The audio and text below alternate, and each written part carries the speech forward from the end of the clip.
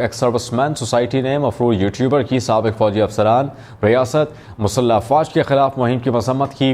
اعلامیے میں کہا گیا کہ ہر طرف سابق آفیسر بیرون ملک سے بیلٹ پیپرز کو ذاتی فائدے کے لیے ریاست اور مسلح افواج کے خلاف استعمال کر رہا ہے۔ سابق فوجی آفیسر کے را اور بھارت کے ساتھ روابط کی تصدیق ہو چکی۔ یہ سابق آفیسر ویورشپ حاصل کرنے کے لیے ایک سیاسی جماعت کے سیاسی کارکن کا لبادہ اوڑے ہوئے ہیں۔ راولپنڈی میں پریس کانفرنس میں صدر ایک service man society lieutenant general retired Abdul Qayyum کہتے ہیں کہ ملک بھر میں پرامن انتخابات ہوئے لیکن نتائج قبول کریں۔ کسی ایک جماعت کے پاس اکثریت نہیں، جو ہماری بد نصیبی ہے۔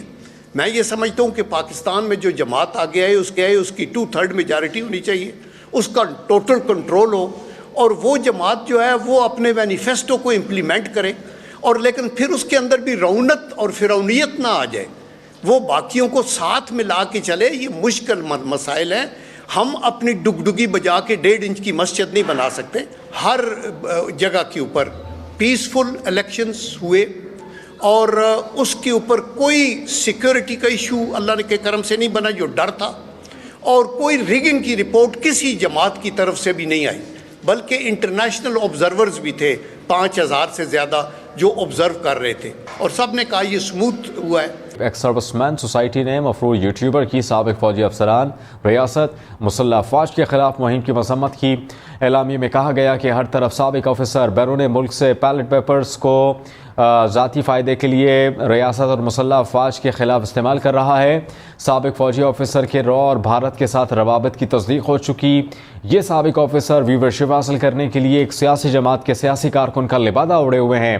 راولپنڈی میں پریس کانفرنس میں صدر ایک service man society lieutenant general retired Abdul Qayyum کہتے ہیں کہ ملک بھر میں پرامن انتخابات ہوئے لیکن نتائج قبول کریں۔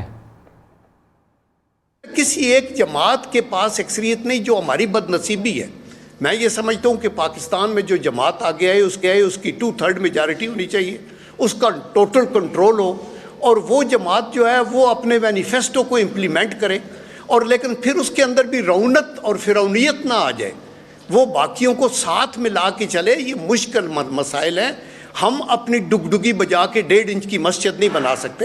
ہر جگہ کے اوپر پیسفل الیکشنز ہوئے، اور اس کے اوپر کوئی سیکیورٹی کا ایشو اللہ کے کرم سے نہیں بنا جو ڈر تھا، اور کوئی ریگنگ کی رپورٹ کسی جماعت کی طرف سے بھی نہیں آئی، بلکہ انٹرنیشنل آبزرورز بھی تھے 5000 سے زیادہ جو آبزرو کر رہے تھے، اور سب نے کہا یہ سموتھ ہوا ہے۔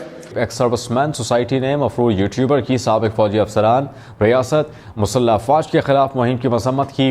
اعلامیے میں کہا گیا کہ ہر طرف سابق آفیسر بیرون ملک سے بیلٹ پیپرز کو ذاتی فائدے کے لیے ریاست اور مسلح افواج کے خلاف استعمال کر رہا ہے۔ سابق فوجی آفیسر کے را اور بھارت کے ساتھ روابط کی تصدیق ہو چکی۔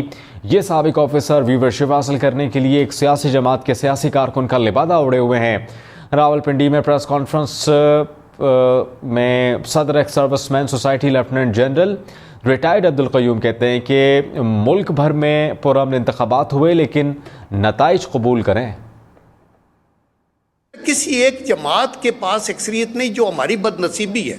میں یہ سمجھتا ہوں کہ پاکستان میں جو جماعت آگے آئے اس کی 2/3 میجارٹی ہونی چاہیے، اس کا ٹوٹل کنٹرول ہو، اور وہ جماعت جو ہے وہ اپنے مینیفیسٹو کو امپلیمنٹ کرے، اور لیکن پھر اس کے اندر بھی رونت اور فرعونیت نہ آ جائے، وہ باقیوں کو ساتھ ملا کے چلے۔ یہ مشکل مسائل ہیں، ہم اپنی ڈگڈگی بجا کے 1.5 انچ کی مسجد نہیں بنا سکتے۔ ہر جگہ کے اوپر پیسفل الیکشنز ہوئے، اور اس کے اوپر کوئی سیکیورٹی کا ایشو اللہ کے کرم سے نہیں بنا جو ڈر تھا، اور کوئی ریگنگ کی رپورٹ کسی جماعت کی طرف سے بھی نہیں آئی، بلکہ انٹرنیشنل آبزرورز بھی تھے 5000 سے زیادہ جو آبزرو کر رہے تھے، اور سب نے کہا یہ سموتھ ہوا ہے۔